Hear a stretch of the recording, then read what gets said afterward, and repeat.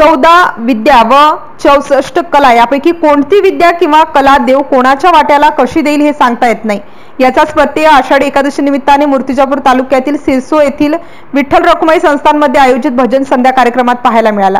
या भजन संध्येमध्ये 2 चिमुकल्या भावंडांनी गायन व वादन करून उपस्थितांना मंत्रमुग्ध केले। अर्थात या भावंडांनी ही भजन संध्या गाजवली। सिरसो याच गावात राहणारे ओम व शिवम तायडे या 2 भावंडांना जणू सरस्वतीच प्रसन्न आहे। कुठलेही संगीताचे धडे न गिरवत गायन वादनाची कला त्यांना उपजत आहे। या गायन स्पर्धेमध्ये दोन्ही भावंडांनी उत्कृष्ट गायन कला सादर करून रसिकांची मने जिंकली। या भजन संध्या कार्यक्रमाला महाराष्ट्रातील सुप्रसिद्ध हार्मोनियम वादक पद्माकर वानखडे यांच्यासह निलेश मेहरे, विवेक मेहरे, रविदास ढगे, संतोष निमकर, विनोद काळे, जय तायडे, बच्चू देशमुख, विठ्ठल मालधुरे, गुलाबराव मिरजकर, आशुतोष मेहरे, श्रीराम साऊतकर यांच्यासह अनेक कलावंत उपस्थित होते। MCN न्यूज मराठी करिता धनराज सपकाळसह कॅमेरामन नरेंद्र वाढोणकर, अकोला। काय नाव आहे तुझं? माझं नाव ओम जयकुमार तायडे। कुठल्या गावाला राहतो?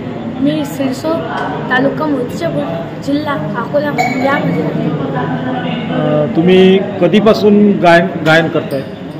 आम्ही लहानपणापासून गायन करतो। गायनाची ओढ कशी काय लागली तुम्हाला? माझे आजोबा जे आहे ते लोकनाट्यामध्ये राहायचे। माझे मम्मी पप्पा पण संध्याकाळच्या टायमाला भजन म्हणायचे। आम्ही पण त्याच्यासोबत सराव करायचा भजनाचा। म्हणजे अर्थात तुमच्या घरात पूर्वीपासूनच कला आहे। हो। आजोबा लोकनाट्यामध्ये काय करायचे? ते नाट्यकला करायचे। नाट्यकला करायचे नाही का? तेव्हापासून तुम्हाला म्हणजे कलेची आवडत आहे। मग गायनाकडे कशी काय आवडली तुम्ही? माझे मम्मी आणि पप्पा हे संध्याकाळच्या टायमाला भजन करायचे आणि मग आम्ही पण त्याच्यासोबत सराव करायचो। नंतर आम्हाला गाण्याची ओढ लागली, आम्ही मग भजन पण म्हणायला लागलो। आणि तू पेटी वाजवतो, हा तबला वाजवते, मग हे कसं काय जमलं तुम्हाला? हे आम्ही माझ्या पप्पाने बघितले आणि माझ्या पप्पाने मागच्या वर्षी कोल्हारी सर इथे यांच्या इथे मला पेटीचे आणि लायनाला तबल्याचे क्लास लावले। तेव्हापासून तुम्ही तबला वाजवणे तो तबला वाजवते आणि तू पेटी वाजवते। हो। किती दिवसात शिकले तुम्ही?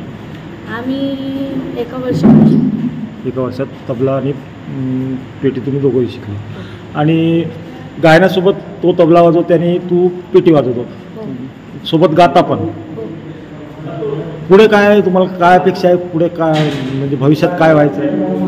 भविष्यात माझी अपेक्षा हेच आहे की मी मोठा माझ्या आजोबांसारखा कलाकार होईल।